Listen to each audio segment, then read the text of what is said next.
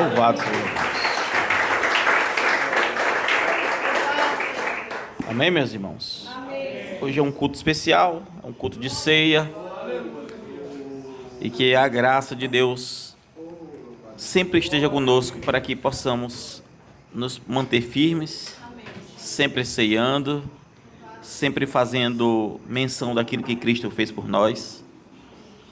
E hoje eu quero falar sobre o tema metamorfose profana. Já preguei isso há muito tempo atrás, muito embora eu quero trazer esse mesmo tema, no entanto, numa mensagem um pouco diferente, mais calma. Essa mensagem, ela naturalmente ela traz mais temor, mas eu quero trazer de uma maneira que você possa refletir mais. Então vai ser mais calma, mais cadenciado, se Deus permitir, amém? E para isso eu quero ler Ezequiel 28. Ezequiel 28. Eu lembro que... Amém. Eu ia falar algo, mas... Ezequiel 28. Amém? Demos? Diz assim a palavra do Senhor. Hoje eu estou pegando mais cedo, amém, irmãos? 20 para as 8. É um culto de ceia, então a mensagem pode prolongar um pouquinho mais e a gente vai ter tempo para, amém? Se terminar mais cedo também, não tem problema, mas eu acredito que eu pegando esses 20 minutos mais cedo, vamos ter um tempo suficiente para não acelerar muito a mensagem, amém? Versículo 2, versículo 1. E veio a palavra do Senhor dizendo... Coisa boa é ler com óculos, viu, irmão? A gente consegue até ler rápido, porque esses dias, no último culto, esqueci o óculos. Filho do homem, diz ao príncipe de Tiro, assim diz o Senhor Deus, porquanto o teu coração se elevou e disseste, aonde que ele se elevou? No coração. Eu sou, o que ele era? Deus. Eu sou Deus. Sobre a cadeira de Deus me assento no meio dos mares, e não passas de homem, e não és Deus, ainda que estima no teu coração como se fora o coração de Deus. Eis que tu és mais sábio do que Daniel, e não há segredo algum que se possa esconder de ti. Pela tua sabedoria e pelo teu entendimento alcançaste para ti riquezas e adquiriste ouro e prata nos teus tesouros. Pela extensão da tua sabedoria no teu comércio aumentaste as tuas riquezas e elevaste o teu coração por causa das tuas riquezas. Portanto, assim diz o Senhor Deus. Portanto, estimas no teu coração, como se for o coração de Deus. Por isso, eis que trarei sobre ti estrangeiros e os mais terríveis dentre as nações, os quais desembaiarão as suas espadas contra a formosura da tua sabedoria e mancharão o teu resplendor. Eis que te farão descer a cova e morrerás da morte dos transpassados. Morte dos transpassados no meio dos mares. Acaso dirás ainda diante daquele que te matar, eu sou Deus? Mas tu és homem e não Deus, na mão do que te transpassa, e da morte dos incircuncisos morrerás por mão de estrangeiro, porque eu o falei, diz o Senhor Deus. Senhor Deus, dai-nos temor esta noite, nos direciona de Deus a um culto especial esta noite. Faça-nos entender, Deus, o quão especial é em nossos corações. É que eu te peço no nome de Jesus. Amém. Amém? Eu quero falar sobre uma metamorfose profana. Aqui é o rei, irmãos, de Tiro. Esse rei de Tiro, ele é comparado a Satanás. É um rei que tinha muitas virtudes. E o próprio Deus comparou ele com Satanás. que assim como aconteceu com o diabo, eu poderia ler ainda mais versículos para você entender um contexto geral. Assim aconteceu com ele. Satanás quis se elevar acima das alturas de Deus. O rei Tiro se colocou agora como um Deus, se colocou agora como aquele que tem um conhecimento, e Deus elogiou e disse: verdadeiramente tu és sábio, verdadeiramente tu enriqueceste, verdadeiramente tu é isso e aquilo outro, mas tu é homem e não Deus. Ou seja, o homem precisa saber o seu lugar. Ele pode ter as qualidades que tiver, nunca pode se comparar com algo que ele não é. A metamorfose profana faz com que a gente profane tudo aquilo que não somos como se fôssemos. A metamorfose profana faz com que nós começamos a ter uma visão diferente daquilo que deveríamos ter, porque nós começamos a profanar o que é igreja, o que é um culto, o que é um servo, o que é uma serva. Nós começamos a profanar no entendimento e desvalorizar a cada culto, a cada visão, porque nós passamos por cima disso. Mas o que é metamorfose? Metamorfose significa transformação, que é a passagem de uma forma para outra. Tudo que passa de uma forma para outra é metamorfose. Por exemplo, uma criança se torna adulto, é uma metamorfose. Por exemplo, o passado não saber ao saber, é uma metamorfose. Uma larva, se for no sentido biológico, uma borboleta, metamorfose. Então, metamorfose ela está associada tanto às questões da natureza, questões racionais, questões de maturidade ou questões de profanação. E eu não estou aqui falando, e não quero falar essa noite, sobre outros tipos de metamorfose, mas sobre a profanação, a metamorfose que profana de fato.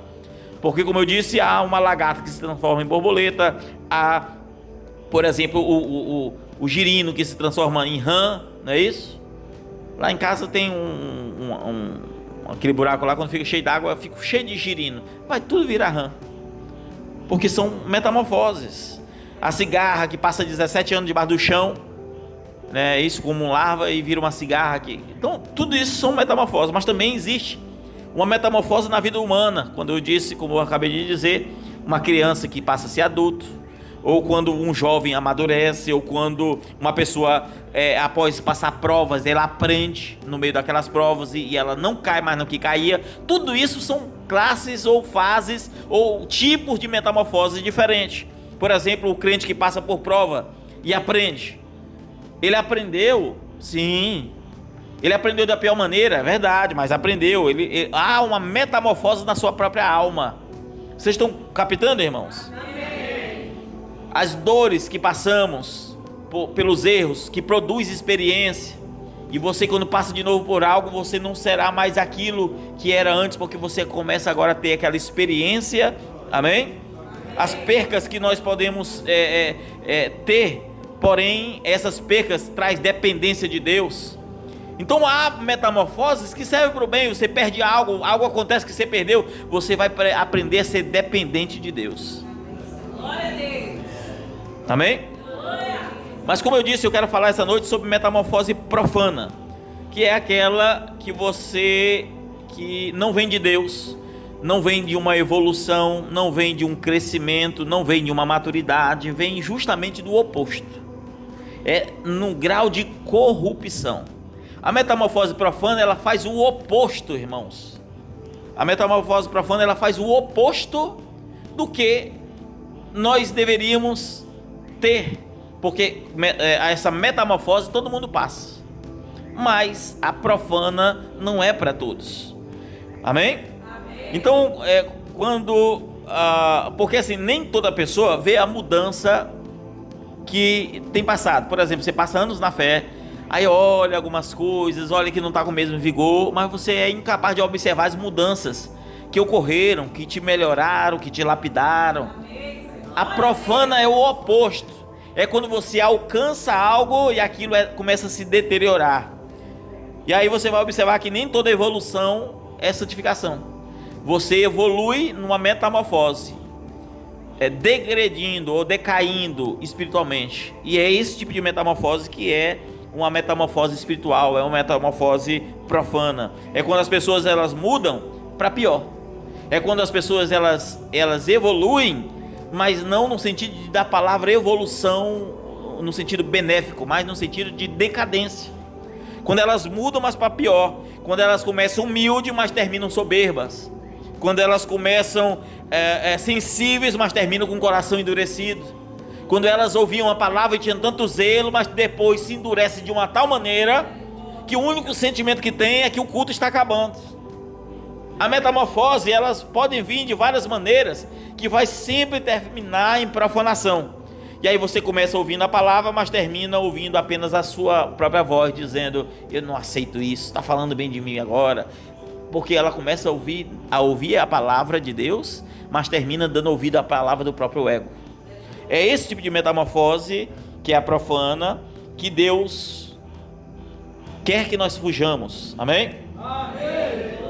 E aonde ela começa? Aonde começa a metamorfose? Ela não começa no seu corpo, ela não começa no cabelo, ela não começa no seu coração biológico, ela começa na mente. Toda metamorfose vai acontecer, em primeiro lugar, na mente, porque ela produz a própria queda. O coração, quando eu falo mente ou coração, amém? Entenda como o mesmo lugar. A mente produz o pensamento, mas o coração aloja aquilo como algo real. Então, entenda que quando você está com aquilo na mente, aquilo vai descer para o coração, segundo estágio. E quando aquilo está no coração, a Bíblia diz que a boca fala que o coração está cheio, e as tuas ações serão baseadas nas obras do teu próprio coração. E elas podem ser boas ou más. E aí nós vemos Ezequiel, versículo 2, do mesmo capítulo que lemos, dizendo assim: porquanto o teu coração se elevou. Aonde começou ali? No coração daquele rei. Ele se elevou de tal maneira que ele já se achava superior aos homens. Ele evoluiu diante dos homens em grandeza, em riqueza e em sabedoria, de tal maneira que ele era mais sábio do que o profeta Daniel. Se você olhar um outro texto bíblico, a Bíblia mostra os 3 maiores profetas de sabedoria que existem, e um deles era Daniel. E agora esse rei tinha mais sabedoria do que Daniel. Você sabe qual é a queda de muitos pastores? Você sabe qual é a queda de muitos pregadores? Você sabe qual é a queda de muitos membros? É não perceber quando a metamorfose começa a corroer o homem por dentro. É quando ele começa a mudar dentro do seu próprio coração. É quando ele começa a ter outra visão das coisas que deveriam ser vistas de maneira como reprovadas, ele começa a achar normal. E aí você vai observar que o problema, ela começa justamente no coração. Antes de aparecer nas obras, ela apareceu no interior daquele homem. Antes de ele se colocar como Deus, o coração dele se colocou como Deus. Ele se achava superior. Antes de ele ter uma atitude de superioridade, ele tinha um coração de superioridade. Só que ele não era nada daquilo que ele achava. Antes de virar uma atitude, tinha virado um pensamento. O pensamento vai para o coração, faz parte daquilo que ele é, e ele começa a se tornar aquilo que ele começa a acreditar. E agora aquilo sai do pensamento, e então o pecado, antes de se tornar público, ela começa no secreto. Então há uma fase da metamorfose.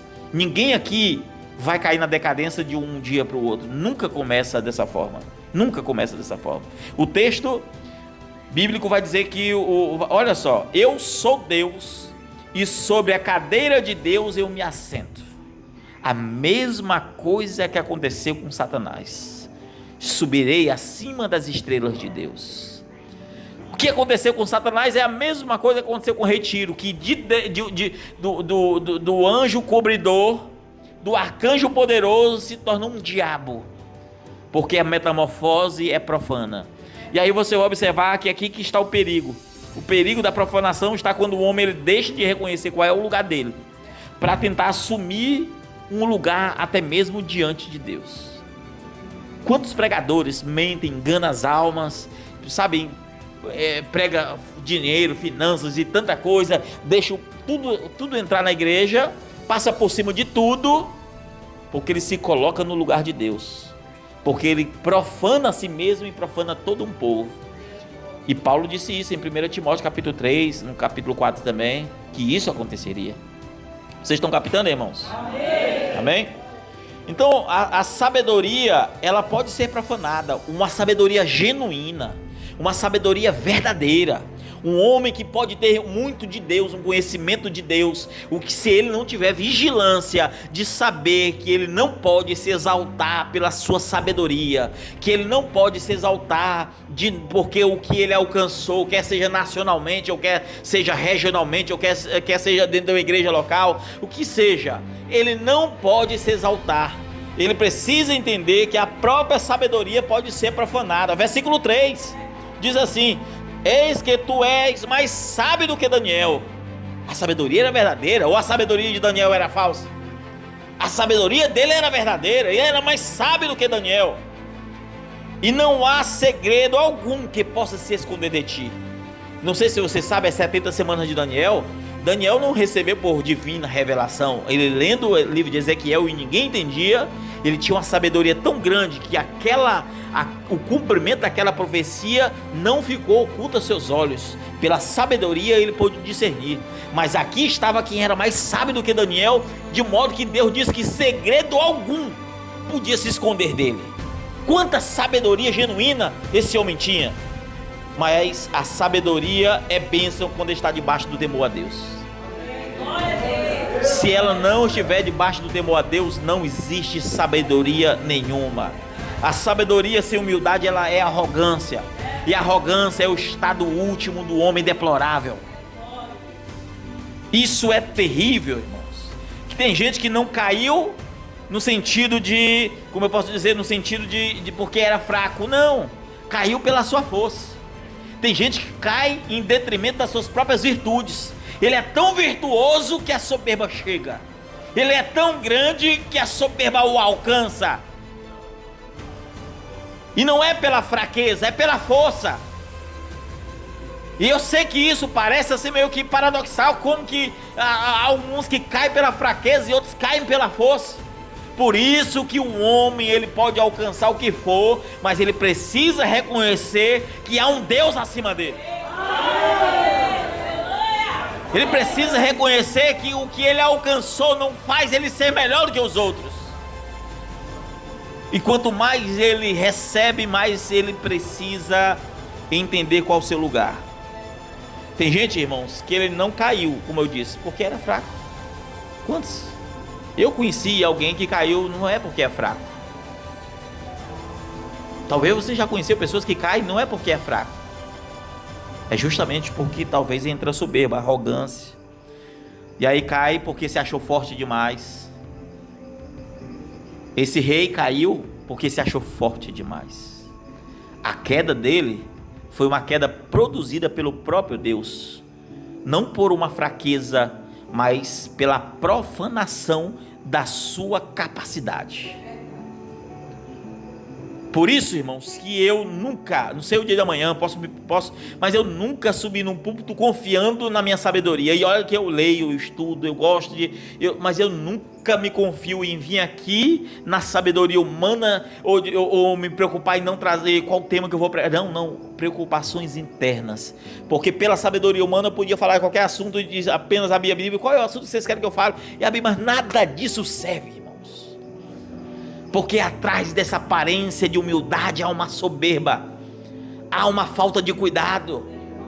E se a gente não buscar entender essas questões, cairemos da pior maneira possível. Pior maneira. E aí você vai observar que o homem, ele começa a agir de qualquer jeito, por causa da soberba. E aí você vai observar que o homem, ele começa a viver como se não precisasse mais prestar conta de Deus. A soberba faz isso. Ele não presta conta de Deus. Eu não vou fazer culto hoje não. Vai ser desse jeito. Não sei o que. Ele não acha que vai prestar conta de Deus, porque ele se acha suficiente. Não vou para o culto hoje não. Ele acha que as coisas são de qualquer jeito. Vocês estão captando, irmãos? Então a metamorfose profana ocorre justamente quando o homem deixa o altar e passa a ser o próprio trono. Ele deixa o altar do Altíssimo para querer ser o próprio trono do Altíssimo. E é aqui que mora o perigo. A pessoa não começa dizendo, eu abandonei Deus. Não, ela não começa assim, eu abandonei Deus. Nada disso. Nada disso. E aí você vai ver que é o contrário, né? As pessoas começam na soberba e dizem: eu sei o que eu estou fazendo, deixa comigo, é do meu jeito aqui, eu sei. Não sei o que, não, eu sei como é que é, não é desse jeito não. Ele começa agindo da sua maneira. Depois ele diz que ninguém precisa se meter na sua vida. Olha, não te mete na minha vida não, que é desse jeito. Ele é soberbo, ele não aceita mais conselho, ele não aceita mais repreensão, ele não aceita mais: a igreja está se metendo na minha vida, e não sei o que, ele não aceita. Outro diz: olha, eu não vejo problema nisso, ou naquilo, ele não aceita. Outro diz: Deus entende, mas Deus entende isso aqui. Outro diz: não, Deus quer o coração. E aí ele não consegue perceber, irmãos, que ele está ficando mais frio, distante e profanado. Vocês estão captando, irmãos? E a sabedoria, ela pode ser profanada, como eu disse no versículo 3, não é isso? Eis que tu és mais sábio do que Daniel. Então a sabedoria, ela é bênção quando está debaixo do temor. A sabedoria, quando ela é profanada, essa humildade vira arrogância. Quando essa sabedoria é profanada, ele já caiu, porque ele não percebe a própria arrogância. E aí você vai ver que quando não é a falta de conhecimento, é a destruição, é a profanação do conhecimento. Não é a falta de Deus, é a profanação do quanto alcançou de Deus. Não é a falta de ser usado, mas é a profanação de ter alcançado muito de Deus. E é aqui que Satanás opera. Porque o problema nunca foi em saber, o problema nunca foi em ter conhecimento, o problema nunca foi nisso. O problema é ser profanado nas próprias qualidades que você tem. E aí às vezes a gente passa por cima, irmãos, de tanta coisa sem aprender de Deus. Nós aprendemos tanto, crescemos tanto no conhecimento natural, mas não aprendemos nada de Deus. E quando a sabedoria, você tem muita sabedoria sem temor, você acaba caindo na soberba, na profanação. E aí a pessoa começa dizendo: eu conheço isso, a coisa não é desse jeito, e começa a passar por cima de tudo, passa por cima dos limites, da fronteira, passa por cima de tudo. Amém? Amém. A beleza do próprio talento e a posição, ela pode ser também profanada. A tua beleza, o talento que você tem. Então a beleza das coisas que você faz, o talento das coisas como você faz, também pode ser profanado. Eu quero que você entenda, tudo pode ser profanado. E aí você vai ver no versículo 17: e elevou-se o teu coração por causa da tua formosura, ou seja, a beleza. Corrompeste a tua sabedoria por causa do teu resplendor. Ou seja, o defeito era a sua qualidade. O que houve foi uma profanação aqui. Os defeitos se tornam, irmãos, os defeitos são as suas próprias qualidades profanadas. E aí você vai ver que a beleza, o talento e a própria posição foram aqui profanados. E é aqui que estava o defeito do retiro. Exatamente aqui. Então aquilo que era beleza virou motivo de queda, aquilo que era sabedoria ficou corrompido, e aquilo que era resplendor virou plena ou pura vaidade. Às vezes somos vaidosos e pensamos que não somos. Somos arrogantes. A nossa aparência de beleza está muitas vezes por trás de um sentimento que Deus está, tão distante, e às vezes nós não percebemos. E Deus pode dar dom, Deus pode dar talento, Deus pode dar beleza, Deus pode dar inteligência, você pode ter influência, você pode ter prosperidade, você pode ter autoridade de Deus e ainda assim ser profanado, e ainda assim destruir o altar a qual você deveria estar prostrado diante dele. Você pode querer assumir um lugar que não é seu, justamente porque quando aquilo tudo sobe para a cabeça, você agora deixa de ser o instrumento de Deus e passa a ser o ídolo de si mesmo. E às vezes nós não percebemos. Será que nós não estamos assim? Nos tornamos ídolos. Será que às vezes eu estou aqui falando sobre isso? Será que nós estamos fazendo aplicação e tentando entender se as coisas estão acontecendo conosco? Ou nós estamos só ouvindo a mensagem, mas não fazendo uma aplicação? O que nós estamos de fato fazendo? Porque hoje é culto de ceia. Será que nós não estamos profanando a importância de um culto de ceia? Será que nós não estamos profanando de fato a importância de tudo isso? Porque às vezes, irmãos, a gente deixa de ser, a gente era simples, só que a gente deixa a simplicidade por ser usado. Você começa tão simples, Deus começa a te usar, você agora deixa essa simplicidade. Você era tão humilde, mas pela tua posição você começa a ter oportunidade e a soberba parte da partida ali. Você era quebrantado e a coisa começa agora a Deus fazer a obra e você deixa de ser quebrantado, o coração duro, e agora começa a agir do teu jeito. Busca ter reconhecimento, faz as coisas para ter reconhecimento, mas não por humildade, não por desejo de submissão, mas por senso de grandeza. E às vezes nós passamos por cima de tudo isso, porque a posição muitas vezes pode continuar. Um pastor pode continuar no púlpito caído, um membro pode continuar indo à igreja caído, porque a queda é a profanação. A maior queda é a profanação que ocorre dentro da própria alma.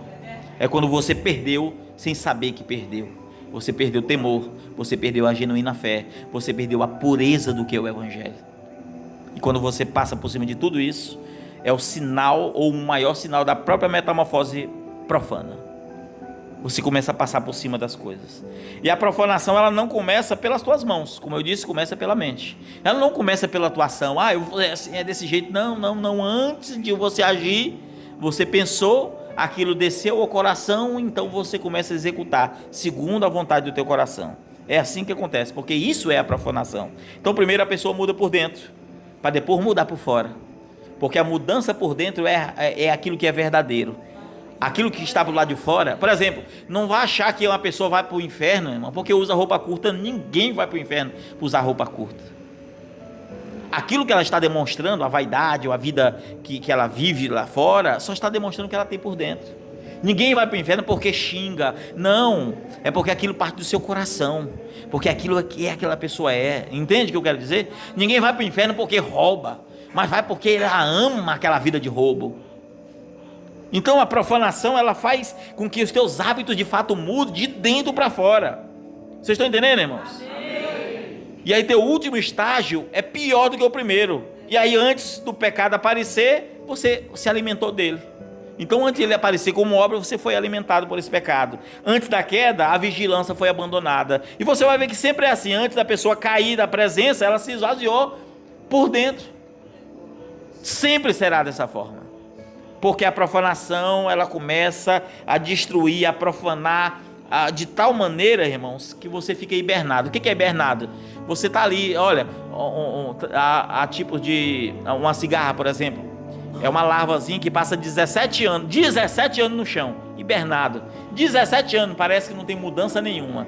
Mas quando chega no período, ela sobe na árvore e aí ela se torna uma cigarra, que inclusive é o som mais alto que existe. Estava hibernado. Às vezes é assim, estamos indo na igreja, vai no automático, hibernado. Você não observa, está tudo mudando dentro, tudo piorando por dentro, tudo está corrompendo e parece que você está indo para o culto e está bom, e os cultos às vezes você glorifica a Deus, mas lá dentro está acontecendo mudanças que está corrompendo o teu ser e você não percebe que as coisas estão acontecendo.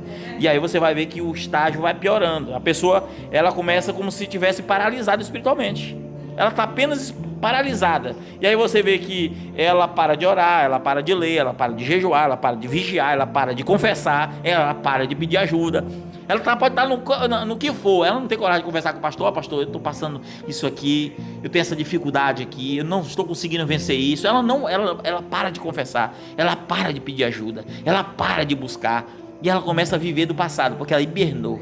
Eu gostava de jejuar, rapaz, no começo da minha fé eu era assim. Você vive do passado, porque você já não é mais aquilo que está sendo, e por isso você lembra do passado, ou seja, de quem era, não de quem é. Vocês estão captando, irmãos? Então às vezes nós passamos a passar por cima de tudo. Você para de pedir conselho, você para de buscar a presença, e aí aquilo que antes era incômodo, algo te incomodava, você começava a usar um pouco curto, te incomodava, agora começa a ser naturalizado. Você tinha hábitos de dar uma topada e fala um palavrão que antes, meu Deus do céu, eu não vigiei, aí depois é tão normal. Você vai ver que pequenas coisas começam a acontecer, e aí no começo parece cansaço espiritual, mas você não percebe que é mudança, é corrupção, é profanação. Aí parece cansaço espiritual. Você vai ler assim, aí dá um sono, aí você vai coisar ali, tem outras coisas para fazer, você vai mexendo, vai ler a Bíblia, então aí o celularzinho tá junto. Aí você não percebe, irmãos, o quanto as coisas estão mudando. E aí vem o desânimo, aquilo que parece cansaço. Os dias passam e você vê, não é cansaço, é desânimo espiritual. Não é cansaço, não é o corpo que está cansado. É a alma que perdeu o desejo. É a alma que já não se identifica mais com aquilo que se identificava. Aí você vai ver que aquilo que parecia liberdade se torna prisão. Rapaz, mas a igreja é assim, tem isso aqui, não era para ser assim. Aí começa aquilo que dava prazer, parece ser a prisão. Aí a irmãzinha quer alisar um cabelo, quer cortar, quer fazer não sei o que, quer rapar as pernas, quer pintar. Aí começa, quer botar um colar. E aí começa, porque ela se sente aprisionada de maneira sutil. De maneira sutil. Esses dias mesmo. Amém. Eu ia falar algo aqui, mas. Amém? E aí as coisas começam a passar, a mudar. E aí você vê vários exemplos de metamorfose na Bíblia. Por exemplo, Satanás, ele começou tão bem, ou foi ou não foi? Antes de ele ser conhecido como Satanás, Deus fez ele perfeito, ou fez ele defeituoso. Só que ele foi profanado, e o seu estágio é pior do que o primeiro. Você vai ver que a beleza ao seu coração corrompeu. Você vai ver que a sabedoria dele foi corrompida. Você vai ver que a posição dele foi profanada. Você vai ver que ele quis um lugar que não lhe pertencia. Por que isso aconteceu? Porque ele quis um lugar que não lhe pertencia. Só por isso. Às vezes você quer o mundo, não é um lugar que te pertence, você vai ser profanado. As coisas do mundo vão te chamar a atenção. Às vezes nós passamos por cima de muita coisa. Adão e Eva foram profanados. Começaram a ouvir a palavra, terminando ouvindo a voz do diabo e a interpretação errada da palavra, e aceitaram a interpretação no lugar da revelação. Eu poderia citar vários exemplos bíblicos. Caim e Abel, os dois ofertaram, mas um não quis correção, porque era soberbo, estava profanado. Ofertava a Deus, mas o Deus que recebe a oferta disse como ofertar da melhor maneira para que ele receba. O próprio que recebe ensina como fazer correto, mas o que tem o coração profanado não aceita, porque o seu coração é o lugar de adoração. O seu próprio coração é da maneira que ele quer, porque ele é adorador de si mesmo. Você vai ver que Saul começou ali tão pequeno, humilde, simples, mas terminou obstinado, querendo fazer tudo do seu jeito. Samuel falava para ele, profeta, não é assim. Ele passava por cima, Deus dizia para ele fazer de um jeito, ele fazia de outro. Porque profanação é isso, é começar a passar por cima de tudo e fazer da sua maneira. Agora nós temos também exemplos, irmão, de pessoas que servem para nosso exemplo. Pessoas que até começaram a cair na profanação, como Davi, que no começo só andava com Deus, só falava de Deus, só olhava para Deus, mas depois começou a olhar para um lugar estranho. Depois começou a desejar a coisa que não era para ele. E quando ele se viu dessa forma, estava num lugar profanado, ele chorou, buscou lugar de arrependimento, jejuou, rolou no chão, se jogou cinzas. Ele não queria de aparência, olha, ele não vivia de aparência de rei, não. Ele não queria lugar que não era dele.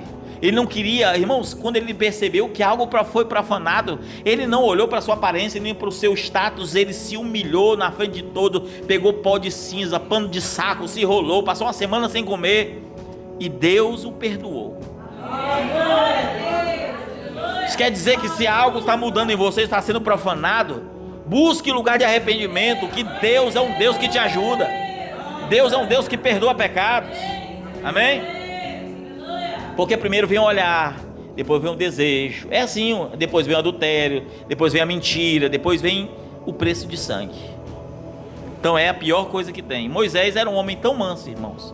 A Bíblia diz que era o homem mais manso de toda a terra, mas quando ele chega em Meribá, Satanás foi, olha, a coisa vai há 40 anos, irmão, mas lá dentro estava algo mudando. Aí você vê que eu cheguei em Meribá, Moisés estava impaciente, irado, iracundo, e ficou do lado de fora, porque algo foi profanado de tal modo que o homem mais manso não entrou na terra prometida por causa da sua ira. E esse é um grande problema. Ou por que não falar de Sansão, que era um homem forte, separado por Deus, consagrado desde a sua natureza, desde o seu nascimento, começou ali, irmãos, tão bem, mas ele brincou com um perigo. começou a brincar com o perigo, ele começou agora a negociar a própria consagração, o próprio Nazireu, o voto de Nazireu que ele nasceu. Ele começou a flertar com aquilo que ele deveria destruir, que eram os filisteus. Você vai ver que ele começa a brincar com tudo. Ele começou tão forte, mas terminou fraco e cego. Às vezes nós estamos assim, fracos, cegos, sem saber como voltar a ser o que éramos antes. E aí, às vezes nós não percebemos que começamos enxergando, mas terminamos cego. Começamos forte, mas terminamos fraco. Começamos vencendo o inimigo, mas terminamos sendo vencido por eles.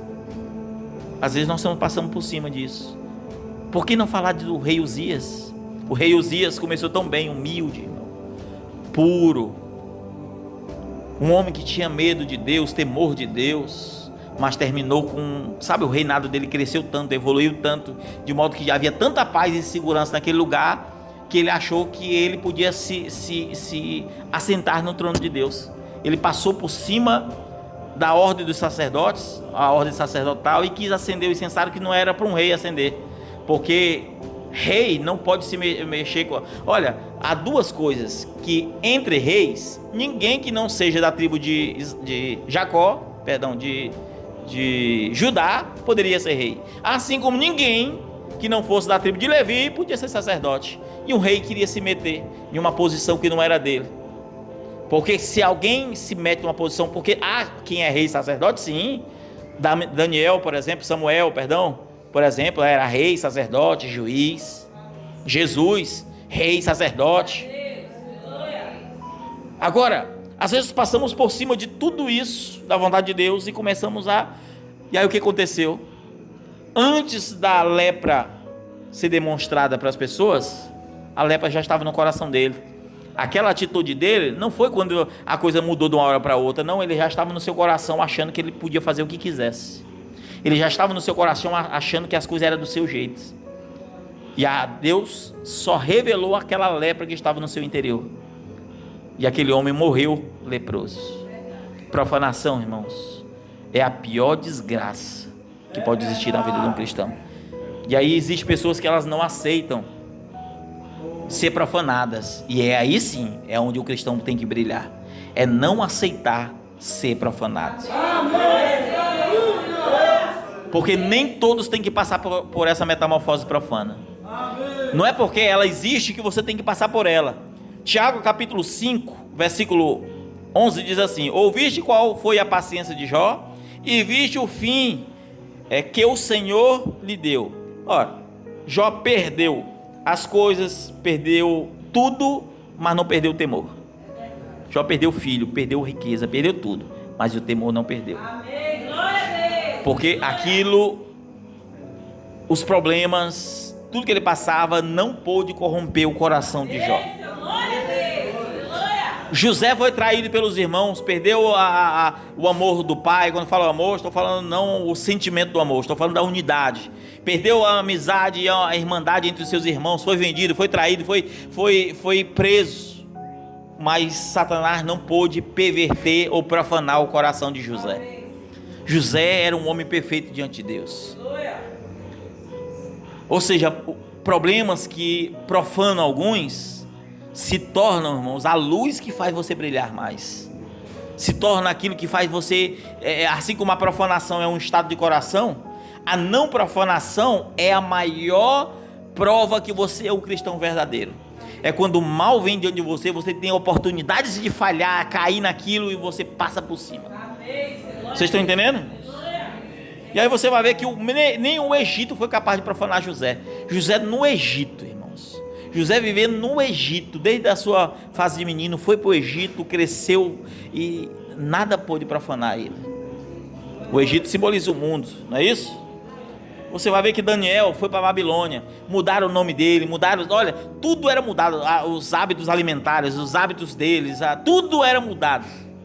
Mas Daniel não se perverteu. Mudaram o nome dele, mudaram o ambiente, mudaram a sua rotina, mudaram a sua cultura, mudaram tudo. Só não puderam tirar a fidelidade dele. Não puderam, porque ele era um verdadeiro adorador. O verdadeiro adorador não aceita ser profanado. No dia de Enoque, O povo estava misturado, os filhos de Deus se misturaram com os filhos dos homens, a maldade se multiplicou sobre a face da terra. Estava lá daquele jeito, irmão, mas Enoque estava andando lado a lado com Deus. Nada pôde profanar Enoque de tal maneira que Deus para si o tomou. Deus está nos mostrando que se nós não for profanados, Deus para si nos tomará no arrebatamento da igreja.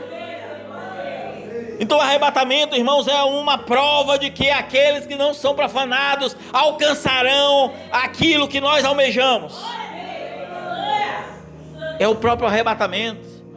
Qual é o nosso bem último? Qual é o bem último que buscamos? Buscamos estar com o Senhor nos ares. Qual é o bem último que nós estamos buscando? Buscamos alcançar a graça de sermos arrebatados. Então a maior prova que um ambiente difícil, irmãos, não é desculpa para que você seja profanado. Não são problemas, não são provas. É isso que faz você ser mais dependente de Deus. É isso que faz você se prestar mais. É isso que faz você se dizer, meu Deus, se eu vacilar aqui eu caio. Olha, meu Deus, olha, não confie na sua grandeza. Não confie no que alcançou. Não confie em você. Reconheça, não dê uma de super crente não. Diz, olha, isso aqui eu estou sendo tentado. Eu não vou mentir, isso aqui é verdade. Eu acabo sendo tentado um pouco por isso, mas eu tenho que evitar. Seja honesto. Não é com senso de grandeza, isso nem mexe comigo. E não sei o que, você brinca com o pecado como Sansão e vai terminar fraco. Aparência de forte, mas termina fraco. Vocês estão entendendo, irmãos? Porque o campo de batalha é na consciência. O campo de batalha é a consciência. A metamorfose, ela passa primeiro pela consciência. É o primeiro lugar, então é na consciência. E quando a consciência, ela ainda sente algo, eu não estou falando sentir no sentido de que o inimigo pode mexer na tua consciência, mas se ainda há um temor. Hoje mesmo eu estava conversando com a irmã Tamara algo, e a irmã Tamara falou assim, ó pastor, isso aqui vem, mas aquele temor não permite isso. Aquele temor que eu tenho por Deus não me permite fazer tal coisa. Ou seja, quando ainda há na consciência uma voz falando, é sinal de que Deus ainda está agindo. Quando a consciência ainda acusa, é sinal que ainda há vida. Quando a consciência ela ainda se incomoda, é sinal que Deus ainda está te chamando. Porque aquilo está te incomodando, é Deus te chamando. Agora, se preocupe é quando nada te incomoda. Se preocupe é quando não há sinal de vida. Se preocupe é quando a consciência sua está toda deturpada de tal maneira que você foi profanado e nada mais mexe. É isso que nós devemos nos preocupar. Porque quando a consciência se cala, grande é o perigo. Digo mais, não é grande o perigo não, grande é a profanação. Grande é o estado de queda. A Bíblia fala de alguns tipos de consciência. A consciência fraca, 1 Coríntios 8:7 diz assim: a consciência destes era fraca e vem a contaminar-se. Quem tem consciência fraca se contamina com tudo. Se contaminam com tudo. Não é isso? E aí você vai ver que essa consciência, eu não vou nem aprofundar muito nisso por causa do horário.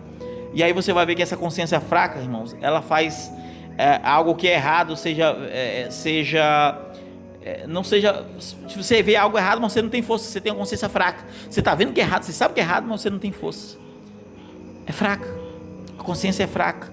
Há a consciência ineficaz, que é a citada em Hebreus 9:9, que faz você não aperfeiçoar a tua própria consciência, porque ela é justamente uma consciência ineficaz, como diz o autor dos Hebreus. É quando a pessoa sente uma culpa por algo, mas não muda. Ela está vendo que aquilo ali gera culpa nela, ela está ali, mas ela não muda com aquilo. É ineficaz, não traz efeito, não traz eficácia, é ineficaz. Ela reconhece o erro, mas ela não sente o desejo de mudança. Ela não sente, ela não se rende àquilo que ela sabe que é errado. Ela chora, mas não se converte. Ela chora, mas só angústia, só outra coisa, mas se converter mesmo que é bom, nada, porque é ineficaz. Não tem eficácia nenhuma de mudança. Ela sente um remorso, mas não sente a própria restauração produzida por o remorso que deveria depois trazer o arrependimento. Não há restauração. Ela permanece da maneira que está, sempre da maneira que está. Judas estava sentindo um remorso tão grande que se arrependeu aparentemente, né? Se arrependeu, jogou ali, não ficou nem com dinheiro, nem com nada, ainda foi se matar. Porque não era de fato arrependimento, era remorso. Porque o remorso não traz restauração, traz culpa. Remorso é onde Satanás monta em você. Arrependimento é onde Deus desmonta Satanás. Amém. Glória a Deus. Aleluia. E às vezes nós passamos por cima de tudo isso. Há também, irmãos, a consciência corrompida. Tito capítulo 1, versículo 15. Tanto a mente quanto a consciência deles são corrompidas, ou estão corrompidas. E essa consciência corrompida, já está dizendo, é quando você inverte as coisas. Sabe quando você pega o positivo no negativo? É mais ou menos isso. O irmão baiano que mexe com eletrônica sabe como é que é, né, irmão baiano? Se você mete uma coisa que positivo e negativo, vai dar curto. A coisa não vai para frente, ela inverteu as coisas. A mente corrompida, ela faz com que o pecado seja liberdade. Ele vê o pecado como liberdade. Ele vê a rebeldia como personalidade. Então, assim, o pessoal vive de qualquer jeito na religião. Ele mas nós somos livres, somos libertos. Isso não é liberdade, nunca foi. Vocês estão entendendo, irmãos? Aí ela é rebelde. Não, eu tenho uma personalidade forte. É só rebeldia. E aí você vai ver que ela começa a inverter as coisas. A malícia é vista como discernimento. Ela é maliciosa. Ela diz, a pessoa está fazendo isso aqui é bem para receber tal coisa. Ela é maliciosa, está maldando os outros, está maldando coisa que não está acontecendo. E aí ela pensa que a malícia é discernimento. Não, eu tive um discernimento disso aqui. Não, é porque o seu coração é mau, porque você é malicioso, fica vendo as pessoas e julgando elas, achando que é discernimento. Isso é profanação, isso é ter consciência corrompida. É quando a frieza toma lugar de maturidade. É quando o mundanismo é normalizado. E aí você acha que tudo é normal. Também tem a mente cauterizada, que é a de 1 Timóteo capítulo 4, versículo 2. Né? Tem cauterizado a própria consciência. E aí você vai observar, irmãos, que a pessoa ela peca, já não sente, porque está cauterizada. Ela já não se incomoda, ela já não teme a Deus, ela já não obedece, ela já não percebe o seu próprio erro. E ela começa agora a agir do seu jeito. Aquilo que ela defendia, aquilo que ela julgava ser certo, para ela agora está errado. E aí ela passa por cima de tudo. Há também a boa consciência. Eu vou tentar ser breve, tá, irmãos? Por causa do horário. Há também a boa consciência. A boa consciência é aquela que a Bíblia fala, é mantendo a boa consciência, né? É justamente aquela que você tem uma humildade, você sabe que está errado, por mais que você não conseguiu ainda mudar, você tem a consciência de dizer, meu Deus, um dia eu vou mudar isso aqui. Senhor, me ajuda, eu vou conseguir. A boa consciência não é transformar o erro no acerto, é justamente reconhecer que o erro no lugar de erro e dizer, um dia eu vou ter força. Uma boa consciência, amém? E a boa consciência, ela se submete à palavra, ela busca correção, amém? A Bíblia fala também da consciência pura, que é de Atos capítulo 24, versículo 6, né? Ter sempre a consciência pura diante de Deus e dos homens. A consciência pura, irmãos, não é aquela consciência de julgar que nunca errou, não é aquele que olha para si e diz, não, eu tô bem. Por exemplo, julgamento. Na ceia tem que ter um julgamento, você tem que se julgar. A consciência pura não é que você julgou você mesmo e diz, tô puro, tô bem. Não, nunca foi isso. Nunca foi esse tipo de consciência. A consciência pura não é aquela que você acha que nunca errou, é justamente a consciência que foi elevado a algo mais alto, que você busca o perdão, até mesmo daquilo que, olha, Davi falava assim, Senhor, fala, demonstra, me faz saber até mesmo os pecados que me são ocultos aos olhos. A pureza é aquilo que você está buscando, algo tão puro, que você, sabe aquilo que você não consegue enxergar ainda, você consiga ver, você consiga enxergar, você consiga ir além, porque você está buscando uma pureza de restauração, amém? Romanos 3,15 também fala algo. Eu poderia citar muita coisa, irmãos, mas eu quero aqui encerrar dizendo assim, olha, tem muita coisa para falar, esboço aqui, tem muita coisa aqui para falar, muita coisa, mas deixa eu falar algo para os irmãos.